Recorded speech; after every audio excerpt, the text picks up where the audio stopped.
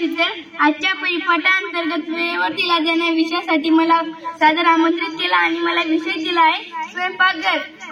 आपल्या पृथ्वीवर आणि पूर्ण जगामध्ये सर्व माणसाच्या घरी स्वयंपाकघर असतं आणि माझ्या घरी पण एक स्वयंपाकघर आहे आणि त्यामध्ये गॅस बाटला, बाजूला चुली आणि चुलीत पेटण्यासाठी लाकडं आहेत आणि आजूबाजूला भांडी ठेवली आहेत आणि बाजूला पाणी पण आहे. आणि माझी आई सकाळ उठली की सगळ्यात आधी स्वयंपाकघर स्वच्छ करते.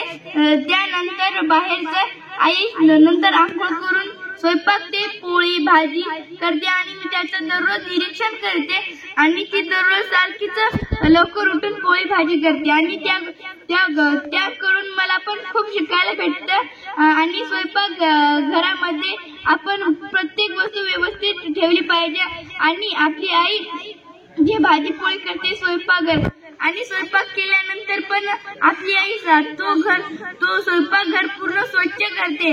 आपण आईकडून सगळं शिकलं पाहिजे आणि स्वयंपाकघरामध्ये आपण वेगवेगळे वस्तू पाहतो जसे की गॅस, शेगडी, चुली, लाकडं, मसाले आणि बाजूलाच पाणी आणि आपण जी स्वयंपाक भाजी करतो त्याचं पीठ, भाजी, फळ हे सगळं आपण पाहतो. आणि स्वयंपाक जर नाही केला तर आपण इथं राहू शकणार नाही आणि स्वयंपाक हा फार महत्वाचा आहे.